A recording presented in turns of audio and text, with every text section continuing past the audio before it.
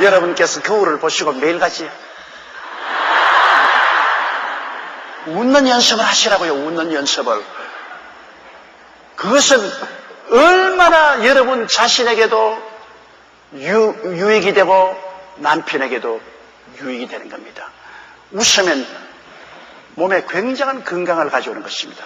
황수관 씨의 신바람 나는 건강법에도 늘 웃으라 하지 않습니까? 웃으면 몸에서 약공장이 발동을 해서 병이 나고 건강해진다. 그러므로 여러분 항상 웃는 자가 되십시오.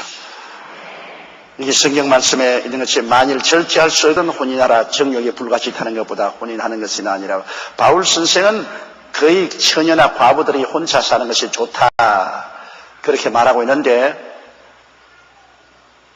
이 처녀들은 혼자 살 수 있어요. 처녀들은 왜냐하면 남자를 경험한 적이 없기 때문에 혼자 살 수 있지만 과부들은 남편하고 살은 것이 경험이 있기 때문에 혼자 사는 것은 힘이 듭니다. 반드시 꼭 육체적인 욕구 때문에 그런 것도 아니고 마음이 외로워지니까 같이 살 때는 미우나 좋으나 같이 있으니까 마음의 의지가 되고 마음의 위로도 되고 심심하지도 않고 서로 좋았는데 혼자가 되면 굉장히 외로움을 느낍니다. 그런 공백을 느끼기 때문에 마음의 외로움도 굉장히 심합니다. 그리고 또 부부 생활을 했기 때문에 부부 생활에 대한 기억과 추억이 있어서 유혹이 되는 것입니다. 이러므로 이렇게 해서 정신적인 혼란과 고통을 당하는 것보다는 혼인하는 것이 좋다.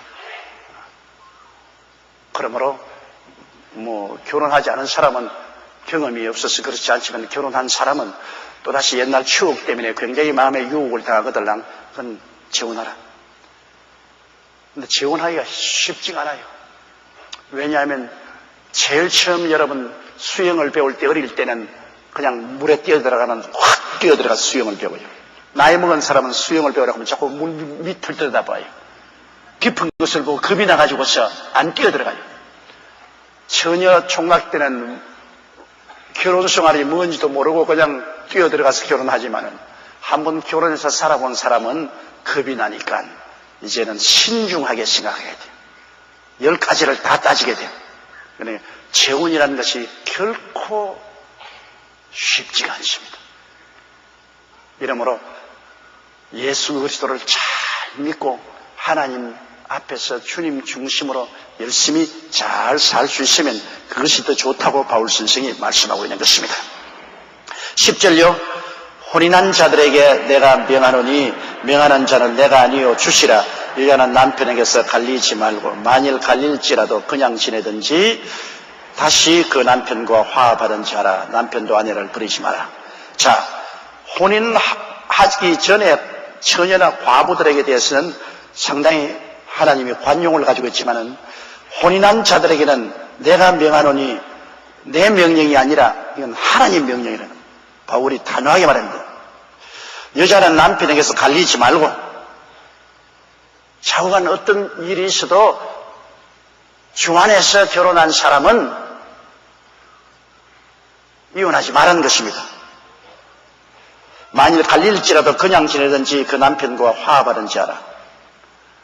이것은 주 안에서 결혼한 것을 말하는 것입니다. 예수 그리스도 믿고 하나님의 자녀로서 서로 결혼한 사람은 서로 마음이 맞지 않아서 헤어지고 싶은 생각이 있더라도 허락하지 않습니다. 그리고 갈리지 말고 혹시 불가피해서 갈리거들랑 서로 떠나 있다가도 다시 합쳐. 갈렸다고 해서 남편은 또 다른데 장가들고 또 여자는 다른데 시집가고 그렇게 하지 말라는 것입니다. 그리고 또 남편도 아내를 버리지 말라. 명령입니다. 이게 예수 그리스도 이름으로 하나님 앞에서 결혼한 사람은 하나님 앞에서 어마어마한 결혼 계약에 묶이는 것입니다.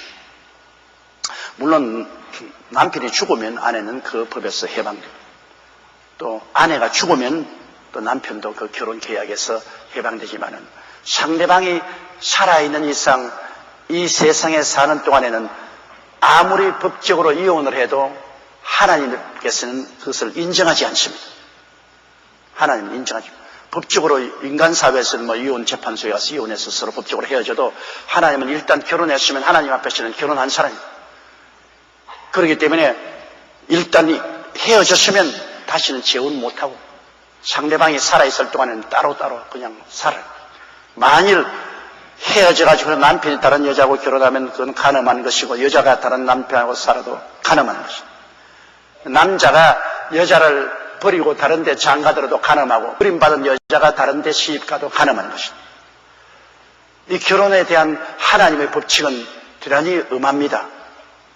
일단 그리스도 이름으로 결혼했으면 이혼하지 말고 어떠한 고통이 있더라도 같이 살고 그리고 살지 못해서 헤어지거든 헤어지기까지는 좋습니다.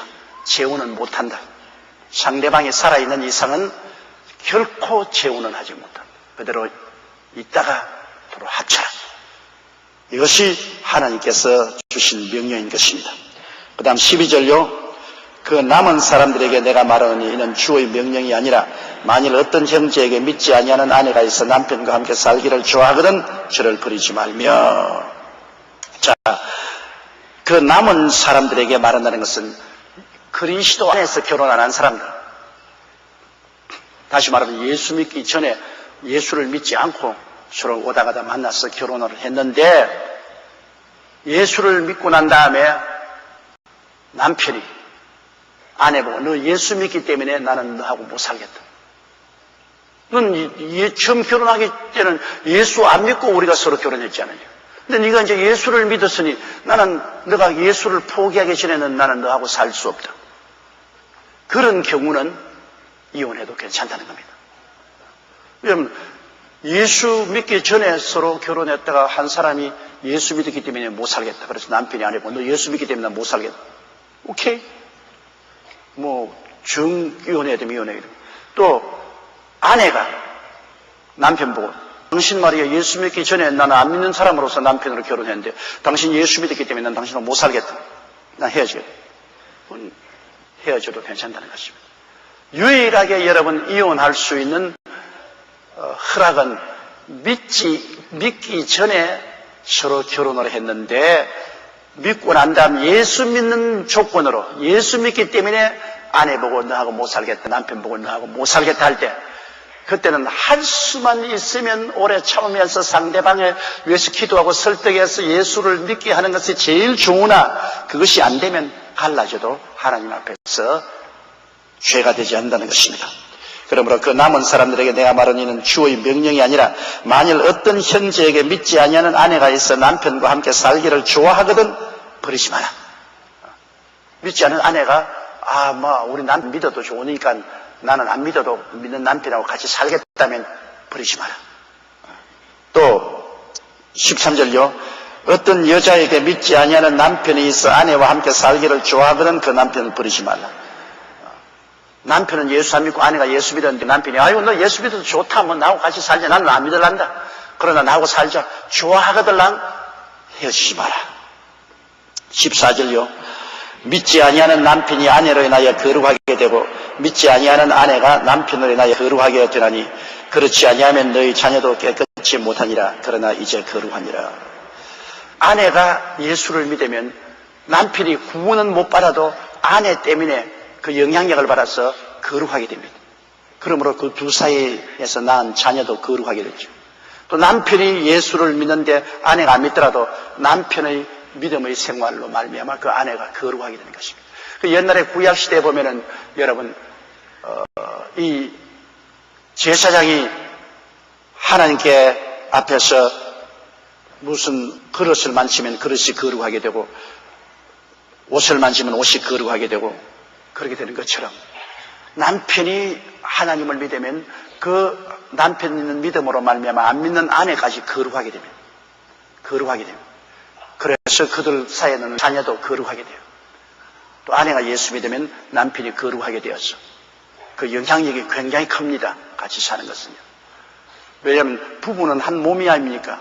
한 몸이기 때문에 하나님 믿는 사람하고 안 믿는 사람하고 서로 같이 부부가 돼서 지나면 한 몸이 되니까 거룩함이 전달되는 것입니다. 이러므로 믿지 아니하는 남편이 아내로 인하여 거룩하게 되고 믿지 아니하는 아내가 남편으로 인하여 거룩하게 되나니 그렇지 않으면 너희 자녀도 깨끗이 못하니라. 그러나 이제 거룩하다고 말했습니다.